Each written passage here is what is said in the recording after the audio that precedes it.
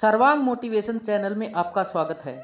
दोस्तों, मीराबाई जी बहुत बड़ी कृष्ण भक्त थी और जब वो इस कलयुग में आई तो इन्होंने गोपाल जी यानी श्री कृष्ण जी की पूजा की। ये मीराबाई कौन थी और क्यों इन्हें कलयुग में मीराबाई का जन्म लेकर आना पड़ा, ये सब आपको इस दिल को छू लेने वाली कहानी के जरिए जानने को मिल जाएगा। मीराबाई का जन्म ईस्वी सन 1498 में पाली के कुड़की गांव में दूधा जी के चौथे पुत्र रतन सिंह जी के घर में हुआ था। मीराबाई जी को बचपन से ही कृष्ण भक्ति में बहुत रुचि थी और इसके कारण वो भगवान श्री कृष्ण को ही अपना सब कुछ मानती थी। आगे जाकर वो बहुत बड़ी कृष्ण भक्त बनी और उसने भगवान श्री कृष्ण जी की इतनी भक्ति की कि भगवान श्री कृष्ण जी को अपने प्रिय भक्त को अपने धाम में ले जाने के लिए आना ही पड़ा। कहा जाता है कि मीराबाई जी ने जीवन भर भगवान श्री कृष्ण का इतना जाप किया और स्मरण किया कि जीवन के अंत में उनको साक्षात भगवान श्री कृष्ण के दर्शन हुए और फिर भगवान श्री कृष्ण ने मीराबाई को अपने मुखमंडल में समा लिया। इसी कारण इस धरती पर मीराबाई जी की कहीं पर भी समाधि नहीं मिलती। दोस्तों, कहते हैं ना कि प्रहलाद महाराज जैसा विश्वास हो, सबरी जैसी आस हो, द्रौपदी जैसी पुकार हो और मीराबाई जैसा इंतजार हो तो भगवान को अपने भक्त से मिलने के लिए आना ही पड़ता है। ठीक ऐसा ही मीराबाई के साथ हुआ। आइए अब जानते हैं मीराबाई के दिल को छू लेने वाली कहानी जो आपको रुलाकर रख देगी। दोस्तों, इस कहानी को अंत तक जरूर सुनना। तो चलिए कहानी शुरू करते हैं। कलयुग में मीराबाई का जो जन्म हुआ था वो मीराबाई का दूसरा जन्म था। इससे पहले भी उनका एक और जन्म हुआ था जब भगवान श्री कृष्ण द्वापर युग में वृंदावन में लीला कर रहे थे। तब मीराबाई जी व्रजमंडल की ही एक बेटी थी और तब उनका नाम माधवी था। तब माधवी जी का सहयोग से विवाह वृंदावन में हुआ और जिस लड़के से उनका विवाह हुआ था वो लड़का भगवान श्री कृष्ण के ग्वाल वालों में से एक था और उसका नाम था सुंदर। भगवान श्री कृष्ण के कई सारे सखा थे और सुंदर भी उनमें से एक था। इस सुंदर नाम के लड़के से माधवी का विवाह हुआ था। विवाह तो हो गया था लेकिन विदाई तो नहीं हुई थी, क्योंकि पहले के जमाने में शादी पहले हो जाती थी और बाद में विदाई होती थी। जब माधवी की विदाई होने लगी तब माधवी की माँ ने उसे समझाया कि बेटी सुन, तेरा विवाह वृंदावन में हो गया है और वहां पर कृष्ण कन्हैया नाम का एक लड़का रहता है और तू ये देख कि किसी भी प्रकार से उसे देखना भी मत, क्योंकि यदि तुमने उसे देख लिया तो माधवी की माँ ने यह सुना था कि कृष्ण कन्हैया को जो भी देख लेता है तो वो कन्हैया में खो जाता है, यानी कि उनकी ओर आकर्षित हो जाता है। इसलिए माधवी की माँ को यह डर था कि कहीं मेरी बेटी माधवी कृष्ण कन्हैया पर आकर्षित न हो जाए और यदि वो कृष्ण कन्हैया पर आकर्षित हो जाए तो उसका पतिव्रता का धर्म नष्ट हो जाएगा। इसलिए माधवी की माँ ने माधवी को ये उपदेश दिया कि तू किसी भी प्रकार से उस कृष्ण कन्हैया को देखना भी मत। लेकिन माधवी की माँ को यह पता नहीं था कि श्री कृष्ण एक भगवान है। वो कृष्ण को एक साधारण पुरुष मानती थी और ये जानती थी कि वो बहुत सुंदर है। जो भी उनकी तरफ देखता है वो मोहित हो जाता है और इसलिए उन्हें यह लगा कि कहीं मेरी बेटी भी मोहित ना हो जाए। और नारियों के लिए तो यह स्वभाव मान्य है कि वो अपने पति को छोड़कर किसी अन्य पुरुष को ना देखे। यही तो हमें सिखाया जाता है और ये बात भी सही है। माधवी की माँ के द्वारा इतना सब समझाने के बाद माधवी समझ गई। विदाई होने के बाद माधवी जब वृंदावन में रहने के लिए वृंदावन गांव के समीप आ ही रही थी तभी उसके पति सुंदर ने उससे कहा कि देखना, हमारा कन्हैया भी यहीं कहीं गैया चरा रहा होगा और अगर सुन लेगा कि मैं आ गया हूँ तो अभी दौड़ के आ जाएगा और कहेगा कि भाभी जी का मुंह तो दिखाओ। तभी सच्ची में वहां पर भगवान की गैया नजर आई और भगवान सुंदर की ओर दौड़े दौड़े आई। उससे पूछा कि अरे सुंदर, तू आ गया दुल्हन लेके। सुंदर उस समय 16 साल का बालक था और भगवान श्री कृष्ण की उम्र लगभग 7 से 8 साल की थी। फिर सुंदर ने भी भगवान को गले लगाया और भगवान ने भी सुंदर को गले लगाया। उसके बाद भगवान ने सुंदर से कहा कि बहू ले आया तो हमें भी भाभी जी के दर्शन करा दो। तो फिर सुंदर ने कहा कि कान्हा, मैं तुमको क्या दर्शन करवाऊं, तेरी तो भाभी है, इसलिए तू खुद ही जाकर देख ले। तो भगवान डोली के पास गए और डोली का पर्दा हटाकर भाभी जी से कहा कि भाभी, अपना मुंह तो दिखाओ, क्योंकि माधवी की माँ ने उससे यह कहा था कि कृष्ण कन्हैया नाम के पुरुष को देखना भी मत। तो इसलिए माधवी ने अपना पूरा मुंह ढक लिया और अपने हाथ पांव को भी बिल्कुल ऐसे ढक लिया ताकि जरा सा भी शरीर दिखाई ना दे। फिर भगवान ने कहा कि भाभी, जरा अपना मुंह तो दिखा दो। बड़ी सुंदर और आकर्षक आवाज माधवी के कानों में चली गई, लेकिन माधवी ने कोई उत्तर ना दिया और ना ही अपना मुंह दिखाया। तो फिर भगवान समझ गए कि कुछ तो गड़बड़ है। फिर भगवान ने माधवी से कहा कि अच्छा भाभी, तो सुनो, आज हम आपका मुंह देखने आए, तो तुम अपना मुंह नहीं दिखा रही हो, अब तुम सदा हमारा मुख देखने के लिए तरसोगी। यह कहकर भगवान वहां से वापस घर आ गए। फिर उसके बाद माधवी अपने ससुराल मतलब वृंदावन में आ गई और भगवान भी वहीं पर थे। वहीं से आना जाना होता था। माधवी जब भी भगवान के आने की आहट सुनती तो वो अपना मुंह ढक लेती थी। जब भी सुंदर अपने कान्हा की बात करता था तब माधवी उसे अनसुना कर देती थी। सुंदर को भी लगने लगा कि मेरी पत्नी कैसी है, श्याम सुंदर की बातें ना तो करती है और ना सुनती है। फिर एक दिन माधवी की सास माधवी को यशोदा मैया के पास लेकर गई और उनसे कहा कि यशोदा मैया, मेरी बहू आई है, आप इसे आशीर्वाद दो। माधवी भगवान के घर में ही बैठी थी, तभी वहां पर भगवान आ गए और भगवान ने कहा कि माँ, कुछ खाने को दो, बहुत भूख लगी है। यशोदा मैया ने कान्हा से कहा कि लल्ला, तू थोड़ा बैठ, मैं तेरे लिए कुछ खाने के लिए लेकर आती हूँ। तभी भगवान ने यशोदा मैया से कहा कि घर में जो बहू आई है वो किसकी बहू है। यशोदा मैया ने कहा कि बेटा, वो सुंदर की पत्नी है।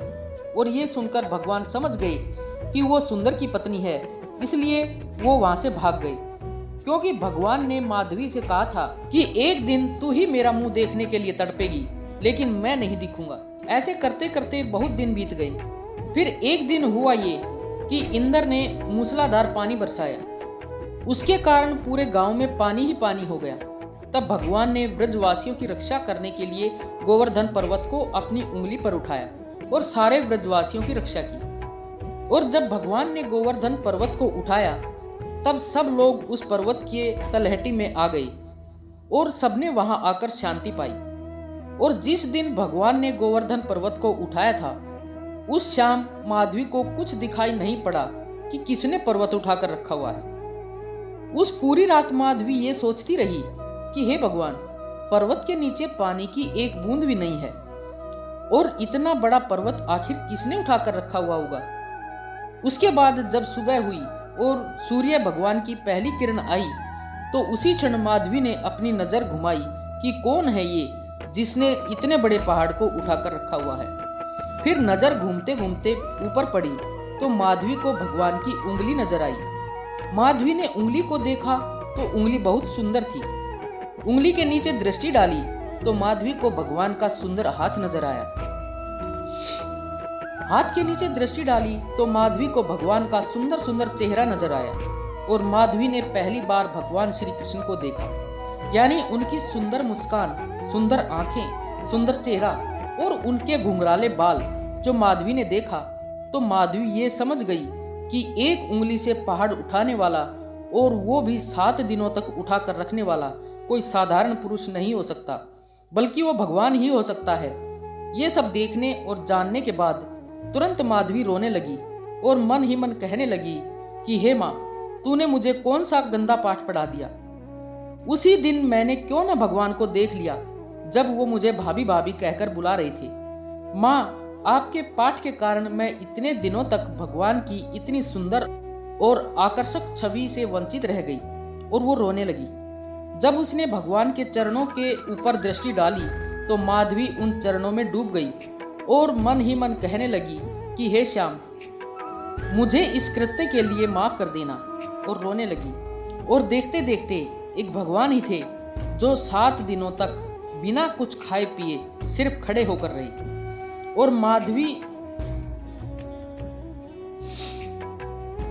और एक माधवी थी जिसने 7 दिनों तक सिर्फ अपने द्वारा किए गए अपराध का पश्चाताप करती रही कि इतने दिनों तक मैंने भगवान की इतनी सुंदर छवि क्यों नहीं देखी, क्योंकि ये तो स्वयं भगवान हैं और मेरी माँ ने मुझे ये पाठ पढ़ाया कि तू देखना भी मत, और इस तरह से मुझे मेरे भगवान से वंचित रखा गया। फिर माधवी की भगवान की नज़रों से नजरें मिल गई और माधवी उनसे आकर्षित हो गई और मन ही मन उनको अपने दिल में बिठाकर दिन रात उन्हीं का चिंतन करने लगी। चिंतन करते करते माधवी को कब 7 दिन बीत गए कुछ पता ही नहीं चला। 7 दिनों बाद इंद्र देवता आए और उन्होंने भगवान से माफी मांगी। भगवान ने उन्हें माफ भी किया और फिर भगवान ने गोवर्धन पर्वत की स्थापना जहाँ की तहाँ कर दी। सब कुछ ठीक होने के बाद माधवी गोविंद के चरणों में गिर पड़ी और कहने लगी कि हे श्याम सुंदर, मुझ अपराधीन को माफ कर दो। भगवान ने माधवी को उठाया और मुस्कुराते हुए कहा कि अरे भाभी, आप क्यों रो रही हो। फिर माधवी ने कहा कि प्रभु, अब आप मुझे स्वीकार कर लीजिए और आप मुझे त्यागिए मत। फिर भगवान ने कहा कि अपराध हो गया है ना, तो कोई बात नहीं, क्योंकि अब तुमने स्वीकार कर लिया है। हमें कोई द्वेष नहीं है तुमसे। जिस तरह हमने सबको रखा है ठीक उसी तरह तुमको भी रखा है, और सब पर मेरी कृपा होती है ठीक उसी तरह तुम पर भी मेरी कृपा होगी। भगवान के द्वारा माफ करने के बाद भी माधवी खुद को माफ नहीं कर पाई। फिर भगवान ने कहा कि मैं तुमको माफ तो कर दूंगा, लेकिन अपनी किसी भी लीला में तुम्हें सम्मिलित नहीं करूंगा। तो इसलिए भगवान ने माधवी को अपने किसी भी रास लीला में या अन्य किसी लीला में सम्मिलित नहीं किया। और वहीं जब भगवान व्रज मंडल छोड़कर के चले गए तो ये माधवी धड़ाम से गिर पड़ी और उसकी सखियां उसको समझाती हैं कि हे माधवी, कृष्ण केवल तुझे ही छोड़कर नहीं चले गए हैं, बल्कि हम सभी को छोड़कर चले गए हैं, इसलिए तू इतना क्यों रो रही है। अपनी सखियों की ये बातें सुनने के बाद माधवी अपनी सखियों से कहती है, तुमने उन्हें पकड़ लिया था और अपने मन में बसा भी लिया था, लेकिन मैं तो सालों तक सिर्फ घूंघट ही करती फिरी रही। इसलिए हे विधाता, आग लगे मेरे इस घूंघट को, जिस घूंघट के कारण मुझे इस कृष्ण भगवान से वंचित रखा गया। आग लगे ऐसी माँ के ज्ञान को, जिस ज्ञान की वजह से मुझे मेरे भगवान से वंचित रखा गया। हे विधाता, ऐसा ज्ञान किसी और को मत देना जो ज्ञान हमें हमारे भगवान से दूर कर दे, और ऐसा पर्दा न देना जो हमें भगवान से दूर कर दे। इस तरह से अपने पश्चाताप में तड़पते तड़पते माधवी ने अपने प्राण त्याग दिए। फिर यही माधवी कलयुग में मीराबाई बनकर पैदा हुई। अब वही मीरा अब लाज शर्म छोड़ के सिर्फ कृष्ण भगवान के लिए नाचती रही, क्योंकि अब वो जानती थी कि पिछले जन्म में मैंने लाज की घूंघट ओढ़ी, इसलिए अब कलयुग की मीराबाई कोई घूंघट नहीं ओढ़ती, क्योंकि घूंघट ओढ़ने का परिणाम क्या होता है वो देख चुकी थी। मीराबाई जब पहली बार वृंदावन में आई तो उसे वहां पर वो सब बातें याद आ गई और पूरा का पूरा दृश्य उसकी आंखों के सामने आ गया, और मीरा सिर्फ भगवान श्री कृष्ण का चिंतन करती रही। सारी जिंदगी भगवान श्री कृष्ण का नाम जपती रही और संसार के लोगों को भी यही कहती रही कि अरे भैया, क्या तुम इस संसार के माया जाल में उलझे पड़े हो, भगवान के चरणों में क्यों नहीं चलते और उस आनंद में क्यों नहीं खो जाते, क्योंकि वह परम सत्य है। फिर उसके बाद मीराबाई द्वारिका चल पड़ी और अंत में भगवान का इतना स्मरण किया और इतना जाप किया कि द्वारिकाधीश श्री कृष्ण ने मीराबाई से कहा कि पिछले जन्म में मैंने तुम्हें स्वीकार नहीं किया, लेकिन इस जन्म में मैं तुम्हें स्वीकार करता हूँ, क्योंकि तुमने हमारी भक्ति करके अपने आप को पवित्र कर लिया है।